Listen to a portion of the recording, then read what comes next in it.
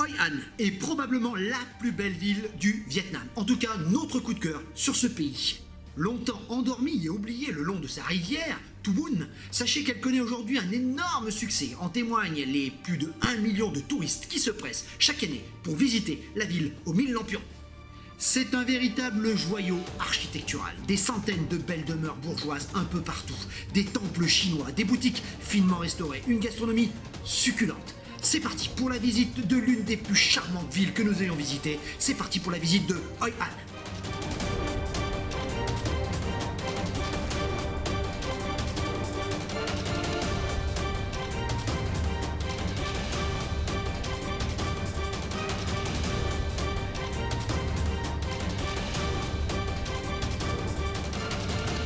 C'est cap sur Hoi An.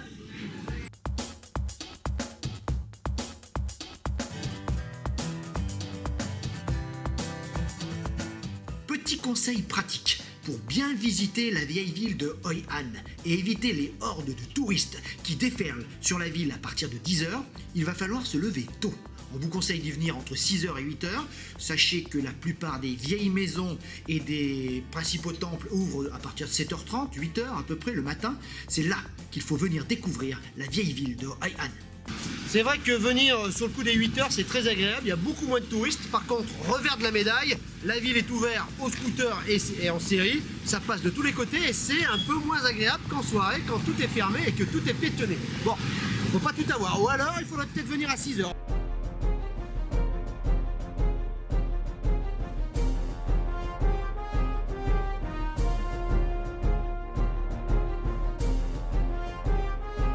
La ville de Hoi An était connue autrefois des Européens, des navigateurs européens sous le nom de Phay Pho, déformation de Hay Pho qui voulait dire en vietnamien marchand de bord de mer. Dès le 15e siècle, les navigateurs de toute l'Asie se regroupent à Hoi An. Au XVIIe siècle, les Européens se rajoutent à ces marchands, hollandais, portugais évidemment, les Français suivront, se faisant construire sur les bords de la rivière de très belles demeures, chaque quartier européen ayant ses propres lois et sa propre organisation. Nous avons visité le quartier français, il y a également le quartier chinois et le quartier japonais qui a été complètement rasé et complètement détruite par la suite.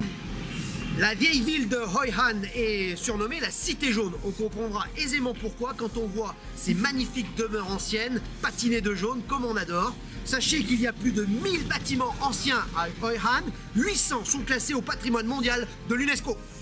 Vous vous demandez sans doute comment expliquer une telle abondance et une telle diversité d'architecture ici à Hoi An. Les explications sont assez nombreuses. Sachez que, outre les Européens dont nous venons de parler, qui se sont déjà installés ici, les Japonais vont migrer par milliers ici au XVIe siècle, important avec eux leur tradition, leur culture et surtout leur architecture, d'où le pont. Au XVIIIe siècle, ce sont les Chinois. Sachez que la dynastie Ming vient d'être renversée par les Mandchous. S'ensuit une diaspora, une migration de nombreux mandarins, nobles et commerçants favorables aux Ming qui doivent fuir. Ici à Hoi An, il faut dire que le commerce y est très florissant. Enfin, le port trop éloigné de la mer va tomber petit à petit dans l'oubli, va s'ensabler pour être remplacé dès le 19e siècle par Da Nang comme grand port du Vietnam central. Cet ensablement et cet oubli relatif de la ville va être sa chance. En effet, en dehors des grandes routes commerciales, en dehors de l'histoire du pays, de la grande histoire, Hoi An va s'assoupir, va devenir une petite bourgade de campagne qui ne va pas souffrir finalement des grandes destructions que connaîtra le pays au XXe siècle. Hoi An devient une petite ville musée, figée dans son passé, qui fait aujourd'hui le bonheur du tourisme et qui fait aujourd'hui notre bonheur.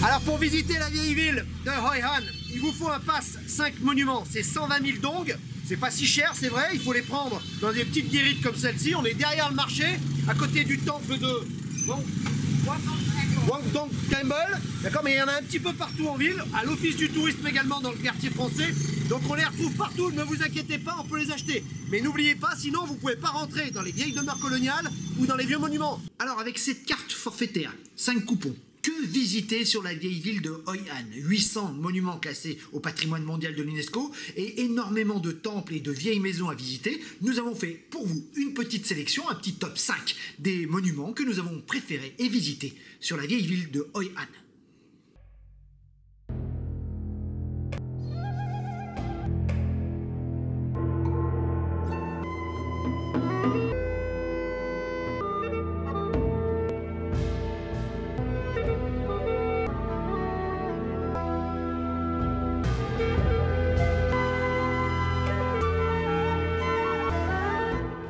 Visite, il est 8h15, on a pris nos tickets, on est parti, un temple chinois, l'un des plus beaux de Hoi An, celui de Fukien. On est parti.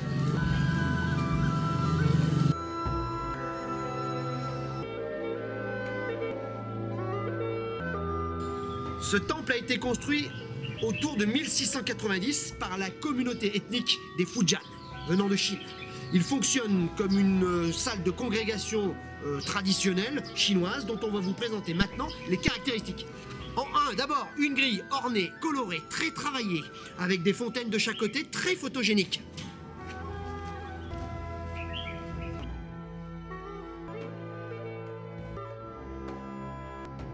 Ensuite, une grande salle principale avec son sanctuaire, son autel et ses dragons délicatement sculptés. Super.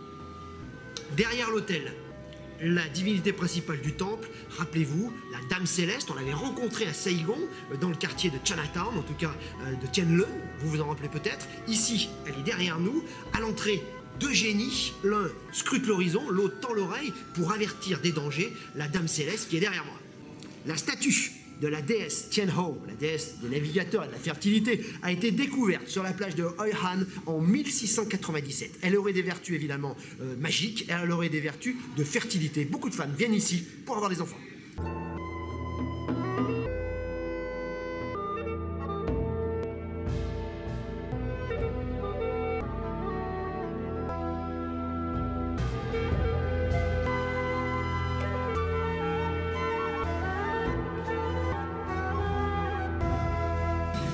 Ces demeures anciennes, comme celle qui est ici, une ancienne échoppe, avec ses ouvertures à volets, sont assez extraordinaires, de véritables petits bijoux architecturales, d'ossature bois souvent, repeint à la chaux jaune. Elles ont un cachet fou. Sachez que les influences chinoises, européennes et japonaises se mélangent dans une harmonie assez rare. Alors quelle demeure ancienne visiter? Le choix est vaste, il y en a énormément. Sachez qu'on vous a fait une petite sélection. Celles-là ne sont pas trop mal, on n'est pas trop loin du temple qu'on vient de visiter et du pont japonais. C'est la Duk Han. C'est parti pour la visite. Le patron de la maison, voilà. C'est quoi ton nom? Sisenokyong. Sisenokyong. Et tu es en train de me dire que le Duk Han, c'est pas une maison chinoise ou une maison japonaise. Ici, vous êtes véritablement dans une ancienne maison vietnamienne. Et on y tient. Hein?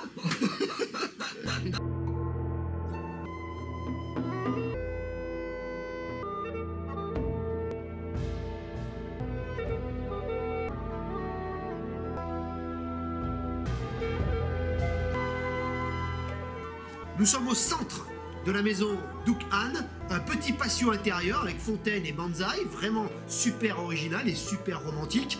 Dans le fond, la salle principale, et puis partout des petites photos de famille, des aquarelles, c'est vraiment très bien décoré, du mobilier très ancien, nacré, c'est vraiment très beau. On aime bien l'atmosphère assez familiale de cette maison. D'ailleurs, le patron est tout à fait original. Il baragouine quelques mots de français, mais c'est un personnage. Sa maison est juste derrière, il loge vraiment ici. Je vous l'ai dit, l'intérêt de cette maison, c'est surtout qu'elle est vietnamienne. Et on va pouvoir vraiment comparer avec les maisons de type chinoise qu'on va voir après.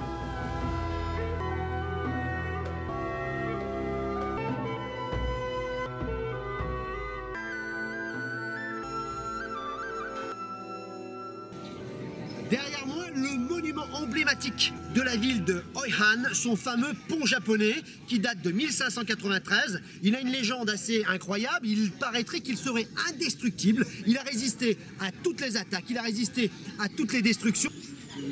Le pont reliait le quartier chinois au quartier japonais qui a été complètement détruit par un incendie, mais c'est un petit bijou architectural, je vous en ai déjà parlé. Dessus, une petite pagode dédiée à des divinités locales. C'est le monument à ne pas louper sur Hoi An.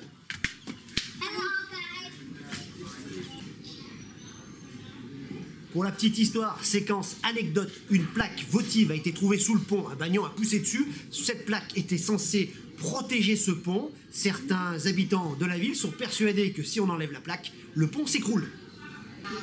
Là aussi, préférez le pont japonais de bonne heure le matin, sinon c'est la foire du trône. Petite anecdote pour terminer, et on aura fini notre visite. De chaque côté, vous avez un chien et un singe. Le pont, la construction du pont aurait commencé à l'année du singe pour finir à celle du chien. D'où les deux petites statues qui sont de part et d'autre de l'entrée du pont.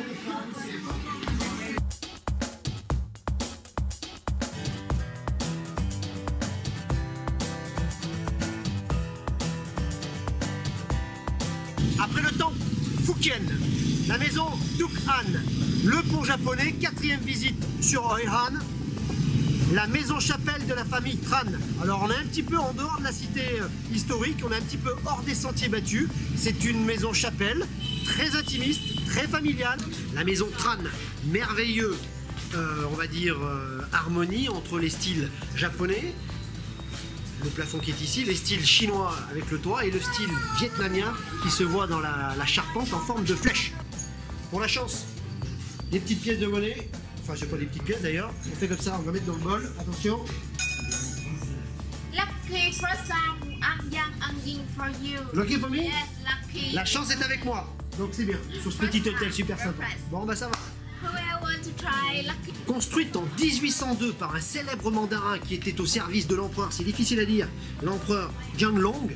Sachez que cette petite maison intimiste, tenue par une famille, est un véritable musée à elle toute seule. Des tonnes d'objets, de meubles, de bouddhas, de statues sont regroupés ici. Le trésor de la famille Trang. Enfin, trésor, faut quand même pas déconner, hein, tout se vend. Il y a des vitrines, vous passez, vous finissez par une boutique. Bon, la nana est un peu speed, hein, elle parle anglais, que anglais. J'espère que votre anglais est bon. Nous, on n'a pas tout compris, mais en grande partie. Avant-dernière visite sur Oihan, la maison Tankai. Ce fameux syncrétisme entre art vietnamien, chinois et même japonais. C'est l'une des plus belles maisons de Oihan.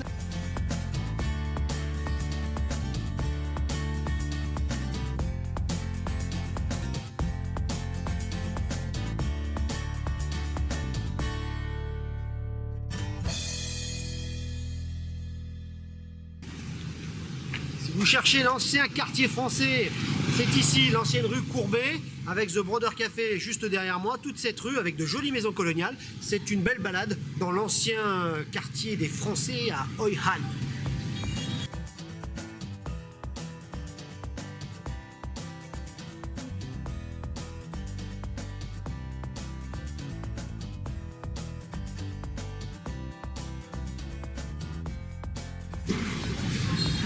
Quand on rentre dans la vieille structure, le vieux marché de Oihan, le spectacle est assez fascinant. Imaginez des tonnes de viande vendues à la bougie, car il n'y a pas d'électricité. L'atmosphère et l'ambiance est assurée. En tout cas, c'est super étonnant et c'est vraiment quelque chose à voir. Venez-y de bonne heure le matin, l'activité est à son comble. Enfin, enchantement pour l'odorat, je parlais du marché aux légumes. Hein. Là, on est dans le marché aux poissons, c'est plus la même histoire. Mais enfin, c'est super à voir. Il y a du thon, il y a des poules avec les 4 fers en l'air. Âme sensible, s'abstenir. Yes. Madame Along, la boutique Dory, si vous cherchez un petit peu du Northern Face, c'est-à-dire sac à dos, chemise un peu plus loin, si vous cherchez également les coupes-vents, sont fabriqués au Vietnam, donc les prix sont vraiment super intéressants. On peut les ramener, c'est pas des contrefaçons évidemment, c'est des originaux, donc c'est de la bonne qualité, c'est véritablement la marque qui fabrique ici au Vietnam. Ça c'est un bon plan, on a payé quoi, les sacs, une vingtaine d'euros, c'est vraiment très très bon marché.